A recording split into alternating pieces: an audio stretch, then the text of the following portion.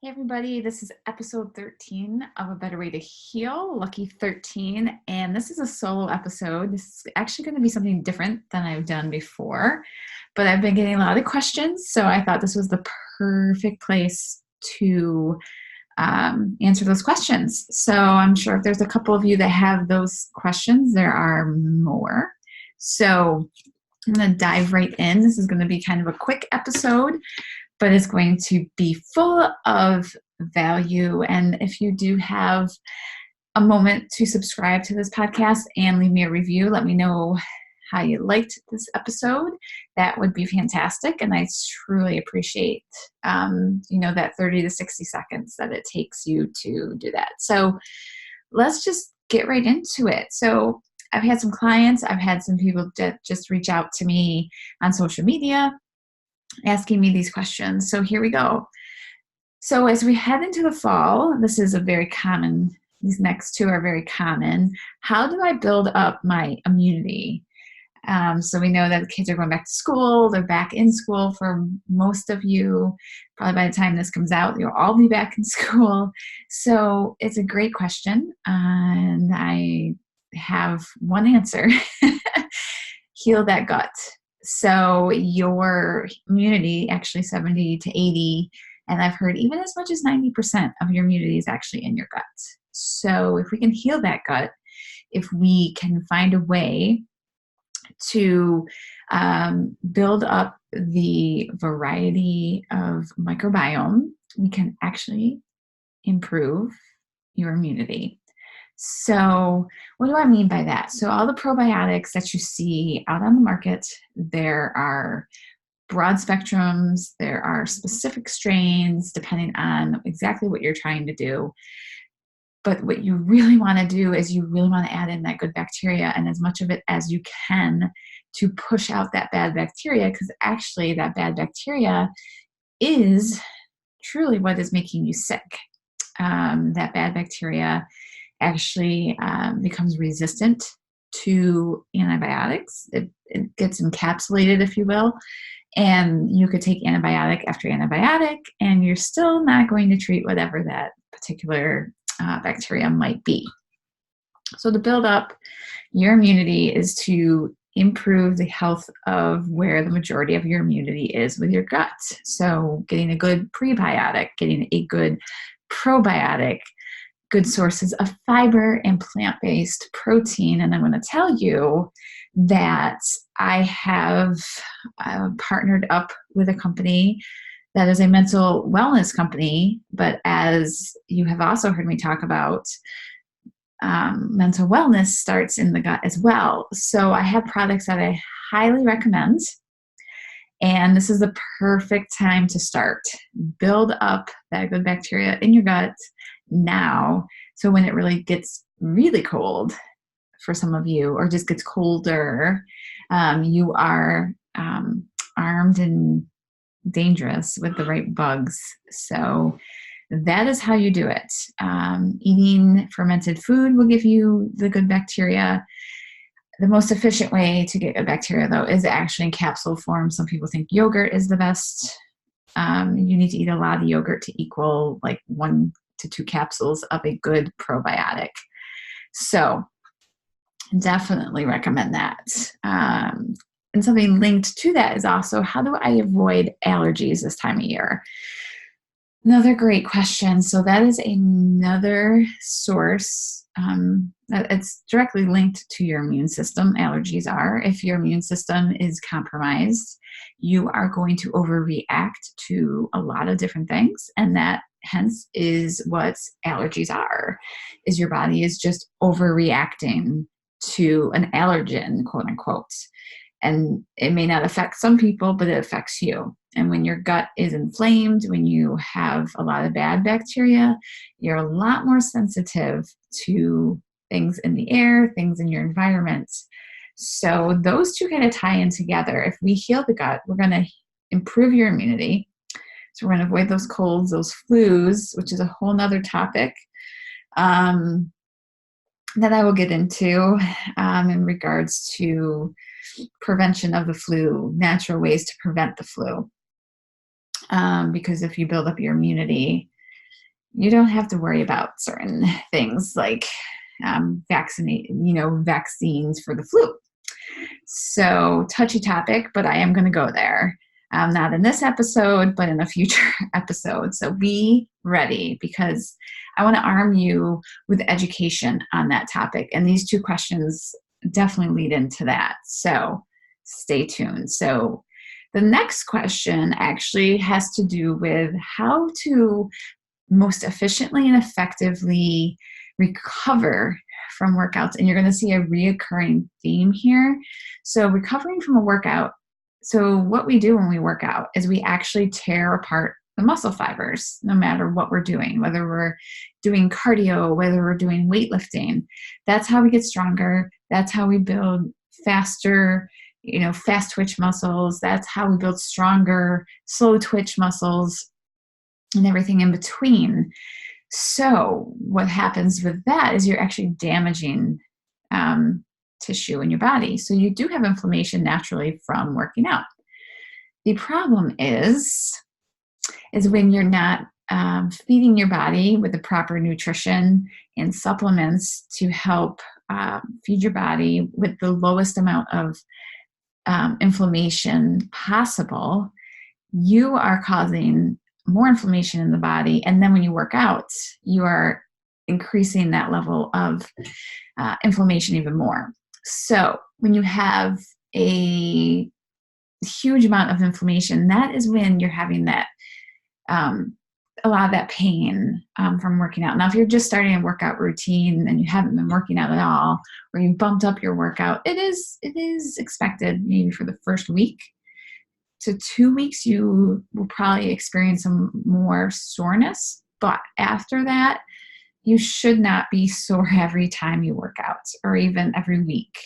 That is showing you that you are inflamed in your body, and then you're adding to that fire of inflammation when you work out. So getting back to healing the gut, if you have low inflammation from the foods that you eat, you are more likely to recover quicker from your workouts.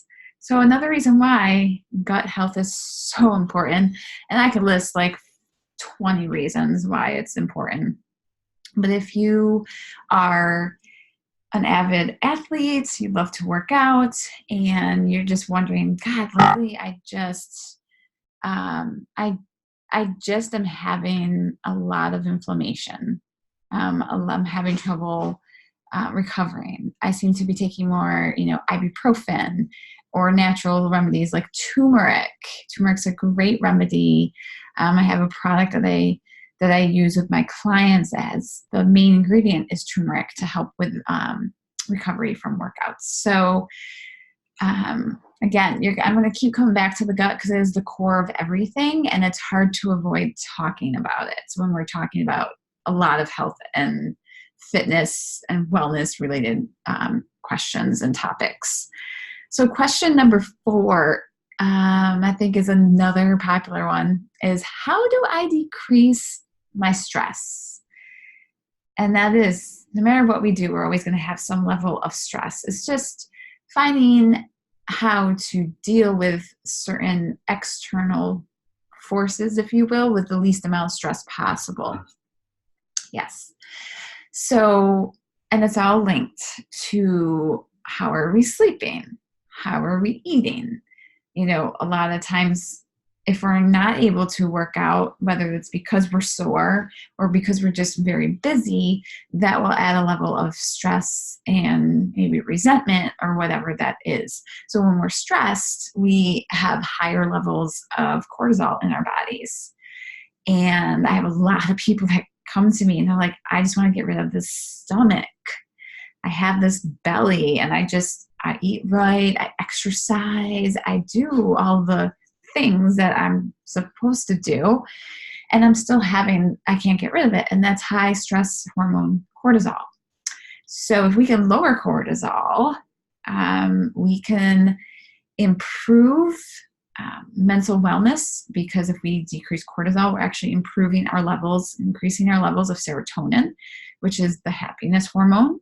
We're increasing levels of dopamine, which is that drive, that motivation to exercise even. We're having trouble making enough GABA, which is what is like a calming hormone for us, and norepinephrine, which is our focus. So you need to be not only trying to lower your stress, just, meditation, breathing, all those things too, but also we need to be feeding our bodies with proper nutrition. And again, I have some programs that I do with my clients that are foods and supplements that help lower cortisol, which in turn helps with anxiety and depression. It also helps regulate the hormones estrogen and testosterone. So women having hot flashes or men having low testosterone, we are able to improve that, as well as diabetics that have issues with insulin. We're able to help regulate insulin levels as well. So once you can regulate cortisol to a more normal, lower end number, all these other things fall into place. When you have enough serotonin, that happiness hormone, you actually are able to produce melatonin enough to, a level that helps you sleep. So a lot of people come to me. I remember when I was working in the pharmacy, a lot of people would come to me and say, "Hey, I've tried melatonin. It does not work for me." And knowing what I know now, I realize I know why it doesn't work for you, because chances are you're stressed, and once you're not sleeping, right? Any of you out there that have trouble sleeping can attest to this. It's like a stressful situation every time you go to lay down to go to bed. Am I actually going to sleep tonight? Or maybe you fall asleep, but then you wake up. So I like to say that cortisol is kind of the brain of the operation, and it can work for you or it can work against you. In a lot of situations for people, it's working against them because it's just a feeder system. But we also too, working out is great. But in a situation like this, if your cortisol is high, you're going to get adrenal fatigue, which leads to things like chronic fatigue. You feel a lot of pain in your body with that because there's a lot of inflammation going on. So what I say to people that have high levels of cortisol, move your body, but do it in a low impact way. Don't go 90 to 100%. Back it off to 50%. Let's rebuild your body. And that's why when I use the supplements that I use with my clients, if they are working out currently, I back them off of their working out if it's been intense. I say, let's scale it back. And I've actually had clients lose weight, lose belly fat, just by bringing on these supplements. So that helped decrease cortisol, because they start sleeping better. Their inflammation goes down. Their hormones are balancing out. So this is a big one. We're always going to have stress in our lives, but we have to build our stress resilience. We have to build that up and allow our bodies the ability to handle more stress if need be, because we have brought down the level of stress that is there chronically. Acute stress is okay. Acute stress is actually necessary to survive. The caveman, the hunter and gatherers needed that to get, to survive hunting their food. But these days we don't have that need, so we are in chronic stress, and that's when we get the issues that we see, autoimmune diseases. Just getting, like I mentioned, getting your immunity wears down as your chronic stress continues. So you're seeing a recurring theme here, but honestly, I guess the theme I want you to see is that how important your gut health truly is. And I'm seeing this more and more in my own business and the businesses that I have, at my job. I work in an alternative pharmacy job. I work in I don't know if I've mentioned this on my podcast, but I actually work in a medical marijuana pharmacy.